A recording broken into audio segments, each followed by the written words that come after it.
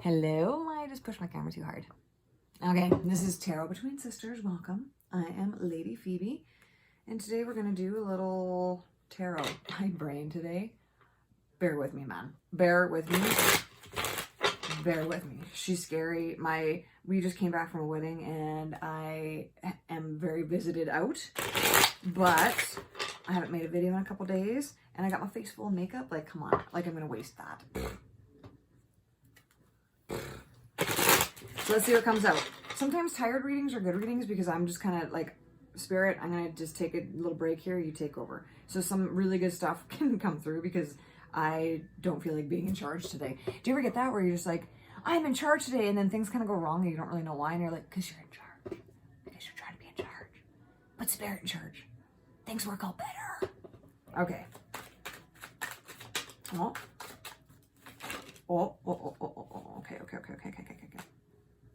Ooh, that's a lot. No, I don't like those ones. I will take this.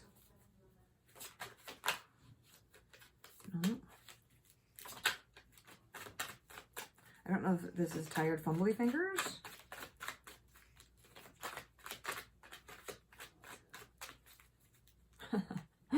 There's a video that Lady Tab sent me, and it's a woman kind of like just satire type making fun of tarot readers. And the way she was doing the cards, she was like super sloppy with them, and they're like following her words. Like, oh my god, the guys have so much to say today. And so I laugh when things just look sloppy, because I'm like, okay, it was just funny. It was just a funny video, and I always like, you gotta laugh, man. You gotta laugh and make fun and have fun, not at others' expense, but you just laugh at just the silliness of things sometimes, because shit can get silly, man. Shit can get so silly, and if we take it seriously, then it's even sillier, but we can't see the humor in it. Whereas if we can laugh at things, the silliness tends to go away, you know what I mean? And then we can just enjoy and have peace and laugh. But yeah, it's funny when I've experienced things and people make fun of it, and I'm like, yes, that's totally how it is. Okay.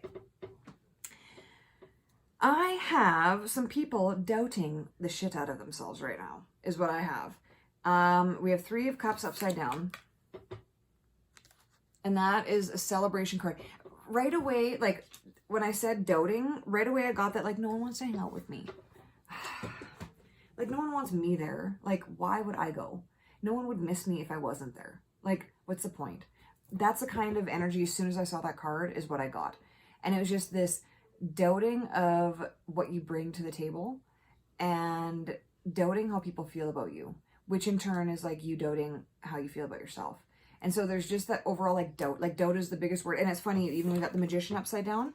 And so that goes very much into that card as well, because the Magician is all about knowing what he is. He's got all the tools that he needs. There's nothing that he needs and does not have. Like, he has it all. He's got it from up and down, sideways, whatever. He's got in this card, he's got all of the suits of the whole deck. So he's got the Pentacles. He's got the Cup, Pentacles, Swords, and the Wand. Shit, Phoebe. He's got them all there right on the table. So he has everything that he needs at his disposal. But he's upside down. So again, that doubt. So I feel that you're doubting that people, like, no one wants to be around me. I have no friends. Bring nothing to the table. I'm not funny. I'm not kind. I'm not, like, I feel that doubt. And then I also feel the doubt of self of, I can't do anything right. Nothing I do works properly. Everything I touch turns to garbage. That sort of thing. So there's a huge amount of doubt happening. And then I got the 7 of Pentacles. And the 7 of Pentacles, to me,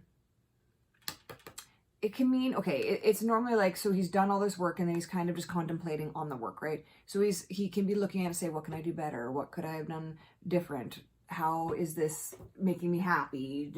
But in me, I feel that there's this, like, or not in me, right now, in this card, I feel that he's done all this work and it's perfect. Like, every pentacle looks exactly like the other. There's no discrepancies. There's no garbage pentacles. There's none that he had to throw away. And yet he's looking at it and he's doubting all the work he did. So there's really, like, again, that word doubt is coming through so strong, and it's almost like it's derailed you. I feel that there was a very good time in your life where you were feeling so good. You were celebrating with people. You knew what you could do. Everything was awesome. Everything was working out great. You loved your work. You were doing everything. You recognized everything. You were celebrating everything. And then all of a sudden, this little doubt bug crept into your head and it threw everything off. And so it's really throwing you off because you were comparing. Now you're comparing how it was before to now. And you're like, how do I get back there? What the hell's going on? And so I always like to I always like to make lightness of it. Like what I was saying in the beginning, you laugh about things, and then when you can see how silly they are, then you can lighten up on them and let them go. You don't make them so serious, and you don't make them so real. So I have this joke that I always say about the ego having a boardroom meeting. And it's like, okay, Phoebe's doing pretty good right now. Okay, we need to have ballistics in. That's missiles. That's not what I meant. We need to have the chart girl in. We need to bring all, we're doing a staff meeting. And then the ego gets in there and go, okay, how can you fuck up Phoebe? Well, I've been working on this thing lately that she can doubt her hairstyling skills. Done. Do it. Okay, what do you got for me? Well, okay, I was doing this thing. Her and her husband have been really, really happy, right? So let's throw something in there just to kind of make that a little bit what do you think? That's fucking awesome. Go. So when I'm thinking of things like that, and then you can keep going, right? But when I think of things like that, it becomes so silly, but that's what it feels like, right? All of a sudden it feels like there's everything against you, whatever. But if you can look at it, that the ego is just playing another fucking trick on you and you fell for it. And whatever you fell for it, that's okay. Now you can take yourself out of just experiencing this doubt and say, okay, I fell for it again. I don't want to fall for it anymore. I don't need to doubt myself. I am really good at my job. Look at all of that stuff that I came. Look at all that stuff I made. Look at it all. It's awesome. I'm like, this is awesome. And then you start building back your confidence again and you get out of that doubt. And then maybe one friend has some feedback for you and they say, you know what? I really enjoy your friendship and I really appreciate you being in my life. Really? Okay, because I've been telling myself that I'm no fucking good for so long, but now, do you see what I mean? So you need to bring yourself back. And stop comparing to how it was, because there's obviously a lesson that you needed to learn in that doubt. And there's almost a familiarity with falling for it again that you need to realize, because we all fall for it again. Everybody does. We're all doing good. We're all running high. Life is fantastic. And then all of a sudden something happens and we're down in the dumps. We fell for it again. We're making it real again. We're not seeing the love in any situation or the lesson in any situation or the forgiveness in any situation. Instead, we're seeing the sacrifice, the things getting taken away from us, the doubt, the self-consciousness. Do you see what I mean? So it's all about recognizing it and then shifting our perspective back to that loving way instead of that guilty, fearful, doubtful way. What can help you get there? So this is the Four of Swords. She's upside down though. Four of Swords is like rest. Like rest. It is quiet. It's quiet. It's in a cemetery. Like technically you could look at him and mean he's a dead guy, right? But what it is symbolic, right? It is the deep rest that we all need. And it's that deep quiet that we all need. Because so far your head has been screaming how you need to doubt yourself. And so instead, you need to be like, no, that's actually not what I need to do right now. And I'm doubting myself for these really weird reasons that I don't even know why. So you know what? I'm going to get really quiet with myself and I'm going to allow that quiet to take over instead of that ego response, which is always the first and it's always the loudest.